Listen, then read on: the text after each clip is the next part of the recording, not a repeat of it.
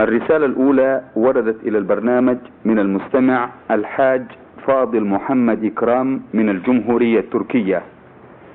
يقول في رسالته ويبدأها بقول الحق سبحانه وتعالى: وأحل لكم صيد البحر وطعامه متاعا لكم وللسيارة وحرم عليكم صيد البر ما دمتم حرما.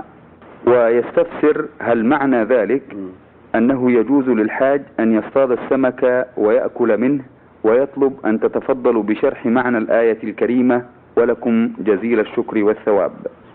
بسم الله الرحمن الرحيم. الحمد لله، وصلى الله وسلم على رسول الله نبينا محمد وعلى آله وأصحابه ومن سلك سبيله واهتدى بهداه إلى يوم الدين. أما بعد، الله جل وعلا يقول في كتابه العظيم: وحل لكم صيد البحر وطعامه متاعا لكم وللسيارة وحرم عليكم صيد البر ما دمتم حرما. الآية. فربنا عز وجل أباح للحرم صيد البحر وحرم عليهم صيد البر. فالمحرم له أن يصيد صيد البحر من السمك ويأكله، له صيده وله أكله. صيده ما يصيده فيه، وطعامه ما يطفو عليه من السمك الميت، فإن البحر هو الطهور ماؤه والحل ميتته، كما قاله النبي صلى الله عليه وسلم: قال في البحر هو الطهور ماؤه والحل ميتته.